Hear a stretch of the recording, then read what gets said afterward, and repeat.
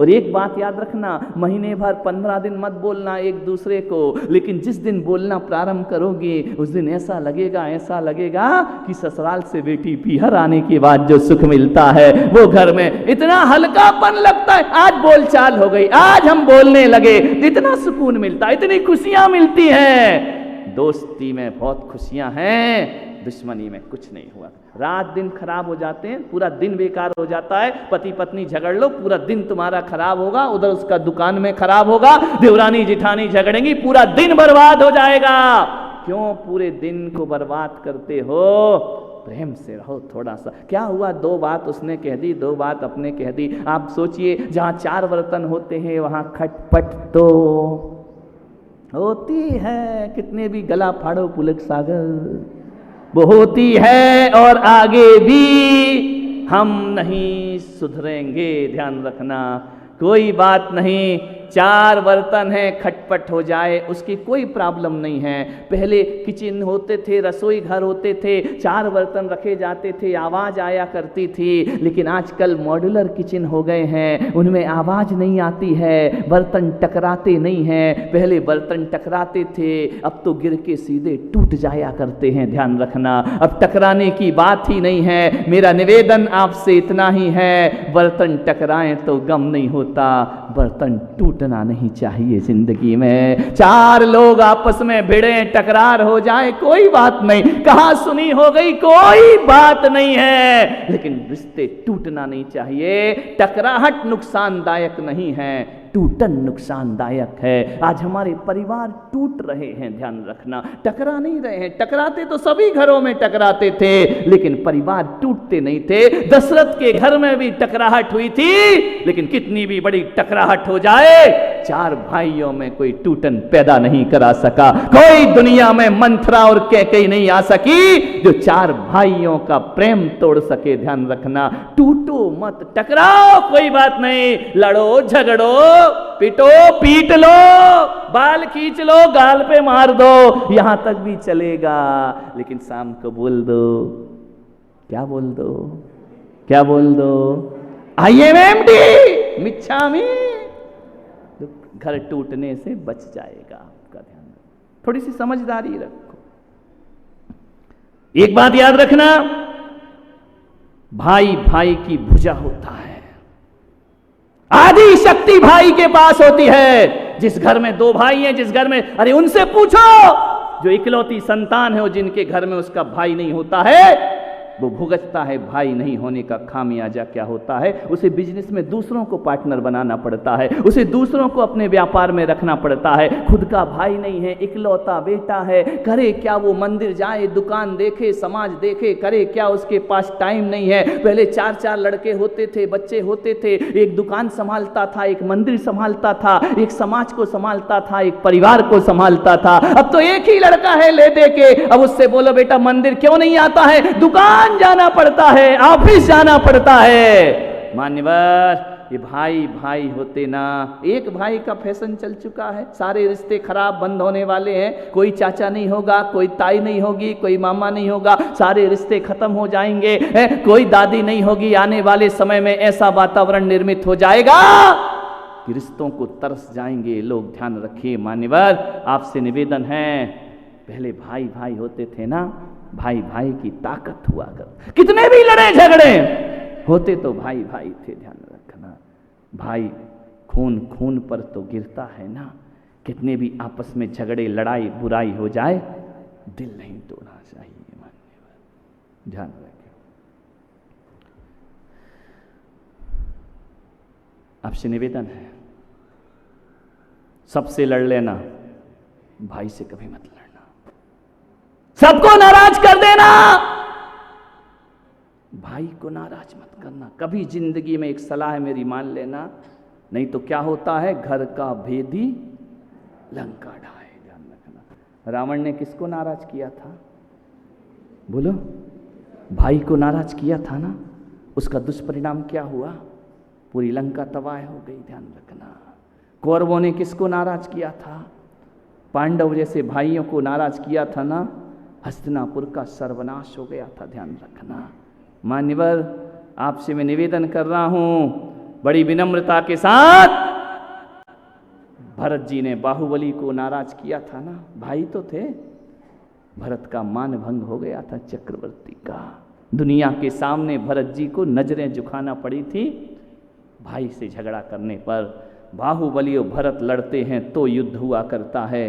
कौरव पांडव दोनों भाई भाई थे, भाई ने भाई को नाराज किया, नतीजा क्या हुआ वो आप जानते हैं, ध्यान रखिए। और आपसे मेरा निवेदन है, प्रमोद महाजन और प्रवीण महाजन, दो भाई ने एक भाई को नाराज कर दिया, हस्त्र क्या हुआ वो आप जानते हैं। मैं पुराने इतिहास की बात नहीं करता, आज की बात किया करता हूँ, ध्यान रखना। एक भाई दूसरे भाई की मौत का कारण बन जाया करता है। और ध्यान रखना, धीरू भाई अंबानी ने जो जिंदगी में कमाई थी अपनी इज्जत और शोहरत, जब मुकेश अंबानी और अनिल अंबानी लड़ते हैं, परिवार की सुर्खियां अखबारों में आ जाया करती हैं। ध्यान रखना, क्या कमी थी इनको अपने जीवन में, किस लिए लड़ रहे थे ये लोग, किस दौलत के लिए? अरे इतना है इनके पास, इतना है कि 10 पीढ़ियां भी बैठकर खाएं तो अंबानी परिवार में धन की कमी नहीं हो सकती है। लेकिन जब बंटवारा हुआ, अखबारों की सुर्खियों में आ गए। मान्यवर, आपसे मेरा निवेदन है, मेरा तो एक है कि जिस दिन बंबई गया और मुझे यदि ये लोग मिले ना, मुकेश अंबानी, अनिल अंबानी, महावीर तुम जुगाड़ करो जरा, इनसे मिलना है मुझे। ये यदि मिले तो मैं उनसे ये बात जरूर पूछूंगा कि क्यों लड़े थे तुम लोग। अरे 100-200 करोड़ यहाँ के वहाँ ज्यादा हो जाए तो इनको फर्क क्या पड़ता है? इनमें इतनी ताकत है कि दूसरी मुंबई बना के खड़ी कर सकते हैं। इनके पास दौलत की कमी क्या है? 100-200 करोड़ के लिए आदमी इतने लड़े, इतने लड़े, इतने लड़े कि जो पहले हमारे देश का बच्चा कहता था कि हम धीरू भाई अंबानी, मुकेश अंबानी जैसा पैसा कमाएंगे, लेकिन हमारा देश का बच्चा अब ये कहता है तुम्हारी लड़ाई देखकर, पैसा तो हम तुम्हारे जैसा कमाएंगे लेकिन लड़ाई तुम्हारी जैसी आपस में नहीं करेंगे। ये खोया है इन्होंने झगड़ा करके, ये ख्याति खो दी है इन्होंने अपनी झगड़ा करके, ये लड़ाई करके ये इन्होंने खोया है। एक बात ध्यान रखना, धन दौलत रुपए पैसों से वो इज्जत नहीं मिला करती है जो इज्जत धीरू भाई अंबानी कमा करके इस धरती से गए थे। क्यों बिखरते हैं लोग? भाई भाई की लड़ाई, कभी भाई को नाराज नहीं करना, ध्यान रखना।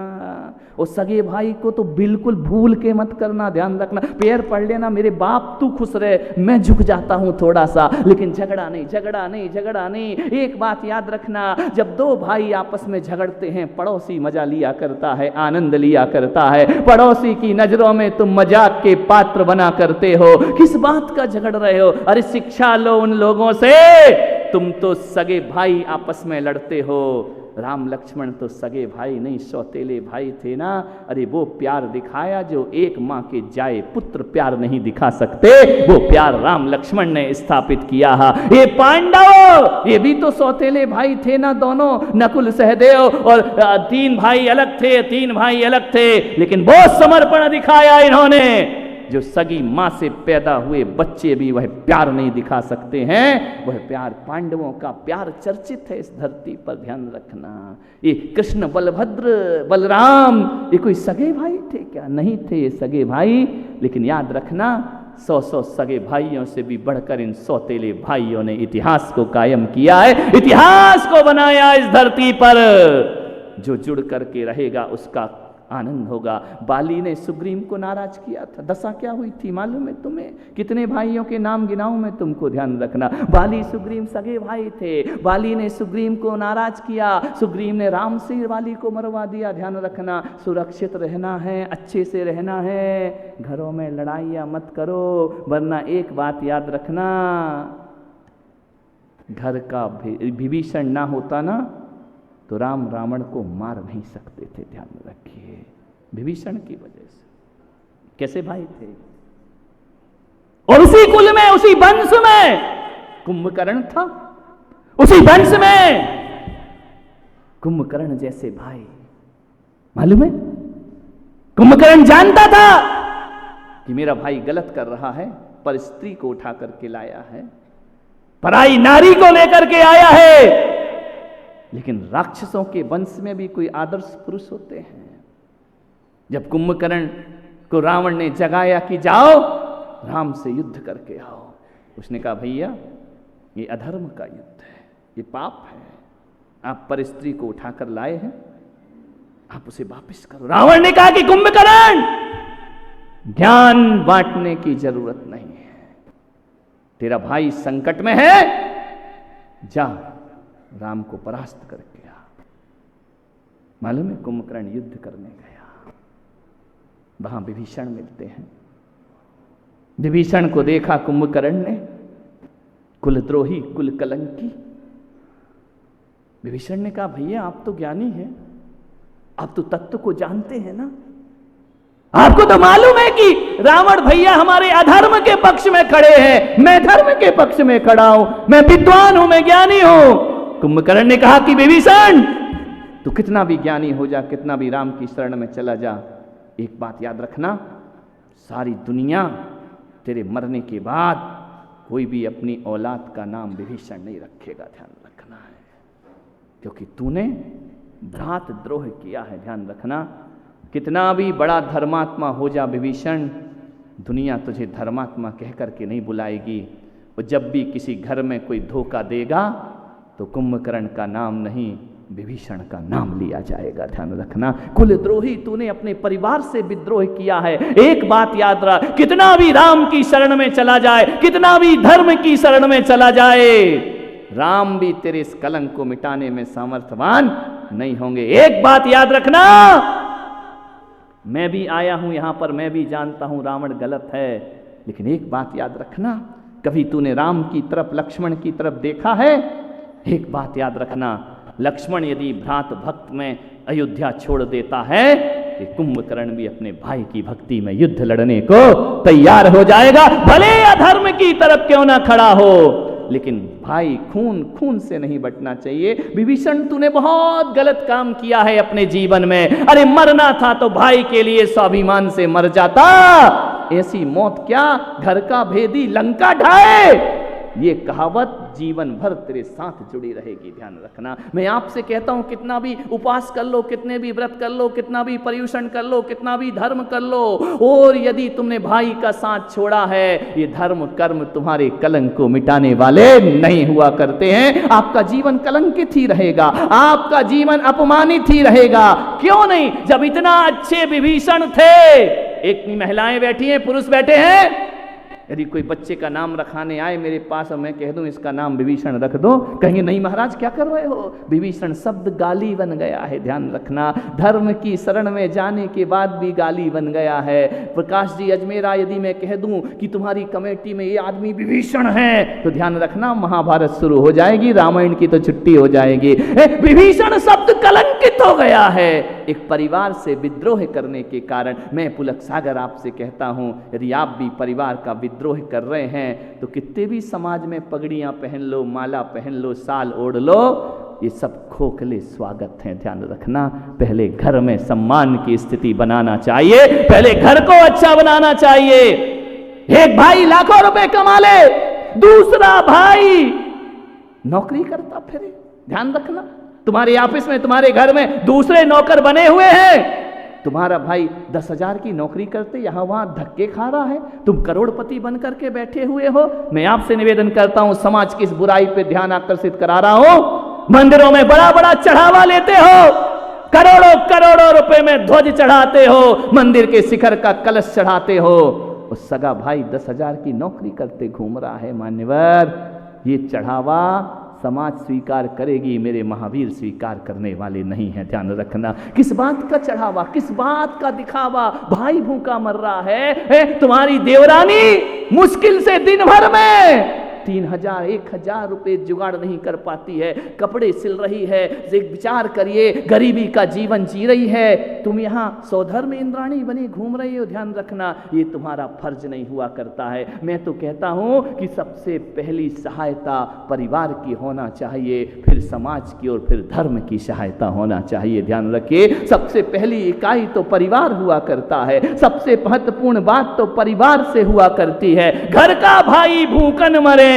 दानी हुए तो क्या हुए, वो जाना नहीं निज आत्मा ज्ञानी हुए तो क्या। घर के भाई भूखे मर रहे, विचार करिए आप, वो नौकरी करते घूम रहे हैं, आप बड़ी कोठी में बैठे हैं, धिक्कार आपकी जिंदगी को। मैं कहता हूं सबसे पहला दान अभाव ग्रसित भाई के लिए होना चाहिए, ध्यान रखना। वो दर दर की ठोकरें खाएगा। तुम किस बात का दान लिखाते हो, किस बात की यात्राएं कराते हो, किस बात का भंडारा करते घूमते हो? घर के भाई को 2 रोटियां नहीं है तुम्हारे पास। मान्यवर, आप लाखों लाखों रुपए की साड़ी ला रहे हैं, देवरानी के पास 2-4 साड़ी हैं, आपका फर्ज नहीं बनता है? उसके लिए हमें कुछ करना चाहिए। मान्यवर, 2 देवरानी जेठानी को मैं जानता हूं, इतनी समझदार थी जेठानी, इतनी समझदार जेठानी थी। कोई बड़े होने से जेठानी नहीं हो जाती है, ध्यान रखना। जेठानी वो होती है जिसमें बड़कपन हुआ करता है, ध्यान रखना। वो बड़कपन किसे कहते हैं कि मैं बड़ी हूं, मेरी हुकूमत चलेगी। अरे बड़े वो होते हैं जो अपने से बड़ों का सम्मान करते हैं और छोटों को प्यार दिया करते हैं, वो दुनिया में सबसे बड़े हुआ करते हैं। इतना प्रेम था उनमें। देवरानी गरीब घर से आई थी, उसका पीहर ज्यादा पैसे वाला नहीं था। जब भी उस घर में तीज त्योहार आते, बड़ी वाली बहू के यहां से बहुत सारा उपहार आता। करोड़पति घर की थी। वो देखती कि मेरे पीहर से इतना आता है, और जब इतना आता है ना तो देवरानी का मन थोड़ा उदास हो जाता है। उसने कहा ये उदास हो जाती है। उसने कहा मुझे कुछ करना पड़ेगा। उसने देवरानी को बुलाया, इधर आ, ये देख मेरे पीहर से गिफ्ट आया है, उपहार आए हैं, पैक हैं। फिर सकुचाई सी वह अभाव ग्रसित परिवार की थी। बोले बेटा तू खोल इसको। नहीं भाभी आपके पीहर से आया, आप खोलिए। नहीं तू खोल। जैसे ही वो देवरानी पैकेट खोलती है ना, लाखों रुपए की साड़ी होती उसमें कीमती। मालूम है जेठानी क्या बोलती है? बेटा ये साड़ी है ना, तू पहन इसको, मैं नहीं पहनूंगी। अरे आपके पीहर से आया भाभी, आप पहनिए, मुझे क्यों दे रही? बेटा मैं पहनूंगी, लेकिन जब तक 15 दिन तू ना पहन लेगी तब तक मैं उस साड़ी को पहनने वाली नहीं हूं। ध्यान रखना। उस जेठानी ने ऐसा रोल अदा किया अपने जीवन में, जो भी उपहार आता, जो भी आता, सबसे पहले देवरानी को देती, उसे ही देती। बेटी एक बात ध्यान रख बहन, तूने भी घर छोड़ा है, मैंने भी घर छोड़ा है, इस परिवार में हमें आकर के रहना है, इसे स्वर्ग बनाना है। आज के बाद कभी ये मत कहना मेरा पीहर क्या है और तेरा पीहर क्या है। अरे जो तेरी ससुराल वो मेरी ससुराल, और जो मेरा पीहर वो तेरा पीहर है। ये बात जुबान पे नहीं लाना। आज के बाद मेरा तेरा नहीं होना चाहिए। उसके पति यदि साड़ी लेकर के आते थे तो पहले वो कहती थी कि छोटी को साड़ी लाना, और वही डिजाइन, वही कलर, वही रंग, वही डिजाइन, वही कीमत। दोनों के एक से आभूषण आने लगे, दोनों की एक सी साड़ियां आने लगी, दोनों के लिए एक सा सब कुछ होने लगा। जेठानी ने कभी अपने लिए अकेले कुछ नहीं बनाया। और एक बात ध्यान रखना, जब देवरानी के बच्चे स्कूल से लौट करके आते तो जेठानी ये नहीं कहती तेरे बच्चे आए तू फुल्का बना करके खिला, वो खुद जाती, ये तेरे नहीं ये मेरे बच्चे हैं, उन्हें खिलाया करती। बोलो जिस घर में ऐसी देवरानी जेठानी रहेंगी, दुनिया की कौन मंथरा उस परिवार को तोड़ सकती है। ध्यान रखना। लाख कोशिश कर लो वो घर बिखर नहीं पाएगा, वो घर मजबूत रहेगा। उस घर में ध्यान रखना परमात्मा भी उस घर को आशीर्वाद दिल से दिया करता है। ध्यान रखिए, उसने नहीं बिखरने दिया, बहुत ध्यान रखा। हर चीज में वह देवरानी को आगे कर। क्या बिगड़ जाएगा इतना कर लोगे तो? क्या बिगड़ जाएगा? और अपनी देवरानी को ज्यादा दिखाने की जरूरत भी क्या है? ध्यान रखना, जो बहू ससुराल में पीहर की टसल दिखाती है, उस ससुराल को बिखरने में ज्यादा देर नहीं लगा करती। ससुराल में पीहर की शान मत दिखाइए, वो शान तुम्हारी भाभी की है, तुम्हारी कोई शान नहीं है। महीने 15 दिन में कुछ आ गया तो इतनी आकाश में मत उड़ने लगो। जीना तो तुम्हें उसी घर में है, उसी घर में जिंदगी गुजारना है। 4 दिन जितना भी, 4 दिन की खुशियों के लिए पीहर के धन पे अकड़ने की कोशिश मत करो। ध्यान